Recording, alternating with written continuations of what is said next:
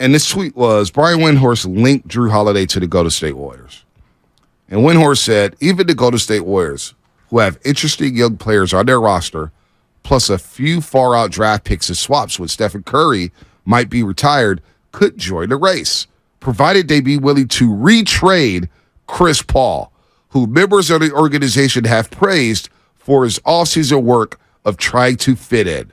Now, I was under the assumption that Chris Paul can't be traded until mid-January at the bare minimum. That's pretty much what everyone has been saying in print, right? Whether it's The Athletic, ESPN, etc. Now, I asked a couple people from The Athletic. I asked a couple people around the league last night. He can't be traded until January, right? And the response I got was, nope, he can be traded. And I said, right now, he can be traded. And the answer was, yep. And I said, Well, I wonder what's changed. Maybe there was a loophole. Maybe we didn't read the contract right. Maybe we didn't read the details right. The CBA I don't know. Is very confusing. It's very confusing. So you're working under the assumption right now from your sources that he can be traded prematurely. I asked directly or prior to January. I asked directly. He can't be traded till January, right? And the answer was nope. He can be traded. I said right now he can be traded. And the answer was yup. So you're thinking, based off that, flip him for Drew Holiday. I'm not thinking that at all. Okay, what are you thinking? I'm just reacting to what Windhorst had to say because I didn't think it made sense. Why would Windhorst say that? He's as tapped in to the league as anybody.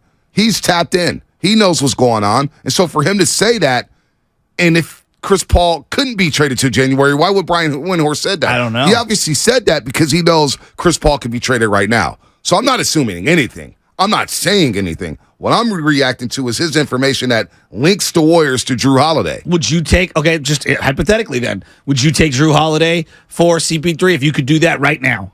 I don't know. What's the reservation? They do need some perimeter defense. They need a little more size. You got GP2 for that, right? I totally forget about him every time. They've got so many small guys, man. Right.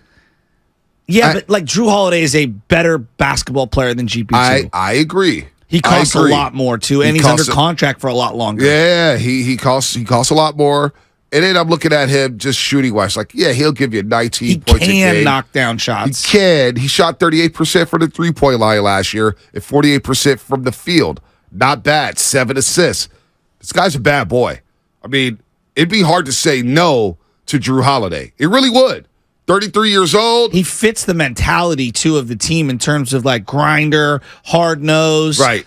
I mean, to me, if you're looking at a guy who can help you as you see all these young wings, and I look at Phoenix in particular as a team that you're going to have to, at some point, clash with, right? So, yeah, all I'm saying. If you're going up against Bradley Beal, Devin Booker, and Kevin Durant, I mean, Drew Holiday is a great weapon to be able to employ against that team in particular. So I was just asking questions because I was like, why would Windhorst say that if he can't be traded until January? I was under the assumption, so I went out and reached out to a couple people. Hey, is this accurate? Like, could he be traded again right now?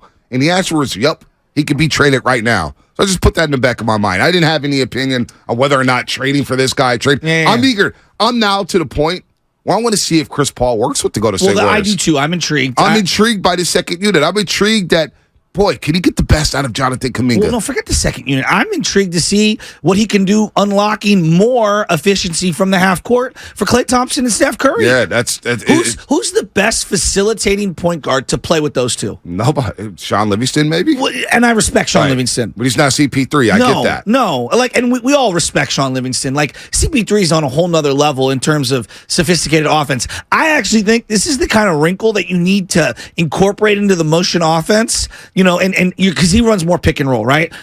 I'm interested to see what it looks like. I think you can get more out of Klay Thompson and Steph Curry alongside CP3. I do too, and I can't. But there's also a defensive component that I can't overlook with Drew Holiday because I think Drew Holiday is the perfect kind of a player for what ails them right now on perimeter defense. So he really fits that mold.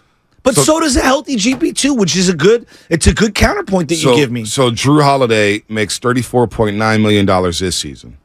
He has a player option for next season at $37.3 million. That's a lot of money. It's a lot of money. but you look at Chris Paul's money, right?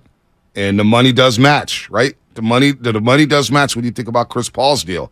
Chris Paul, right now this season, of course, he has a team opt out. He's making $30.8 million this year, and a team can opt out of Chris Paul's deal for 30, and he makes $30 million. If they opt in, he gets 30. And they opt out, he becomes a free agent. And they would go under the second apron. There's a lot of little nuances of how you can keep. So, okay, for example, just for those that don't know, if you stay under the second apron, the ability to swap future picks. Yep. It opens up. If you go over the second apron, then it inhibits your ability to be able to package these. You know how you see teams, here's the 2028 and the 2030, pick swap and all that. You lose that ability if you're over the second apron. It's very confusing for most people to understand, but there's some financial benefits and there are some draft pick benefits for them in terms of moving picks. Right, so here are the penalties for the first apron. The first apron hits when a team's payroll exceeds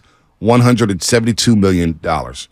At this point, the following restrictions are triggered. Yes. Teams cannot acquire a player in a sign and trade if that player keeps them above the apron.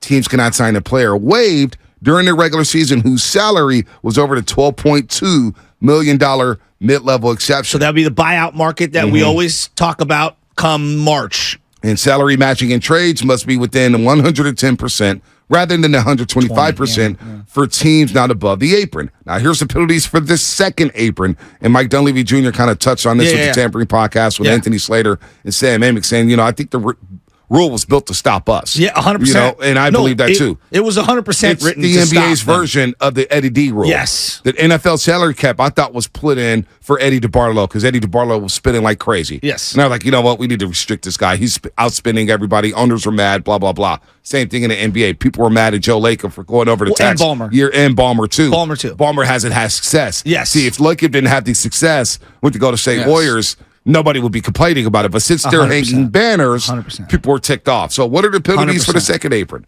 All of the penalties for the first apron apply to the second apron as well, which is triggered when a team's salary exceed $182.5 million.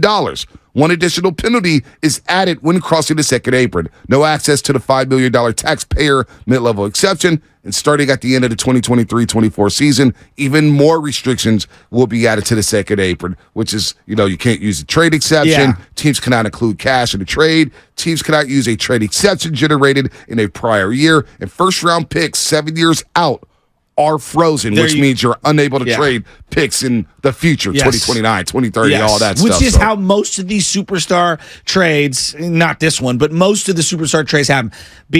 I keep coming back to this. If you told me, Joe, you got to give up, just hypothetically, Moody and Pajemski and CP3 to go get Drew Holiday, and I could keep Kuminga, be very intriguing. It'd be hard for me to say no. Yeah, it'd be very intriguing. And I'm operating this way.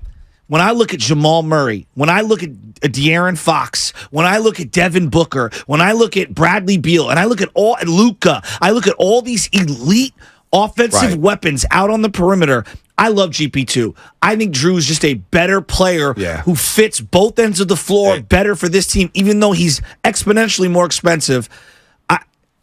I'd be hard to say no to that deal. I would love to talk to an NBA writer at some point within the next week, of course, because I want to get back into what this. The fans would say. Right, yeah, I think the fans would be but okay I with also, it. The other part of me, I'm really torn here because I do want to see what that offense could look like because I want to see, can Kuminga take a step forward Honestly, alongside CP3? I'm going to hear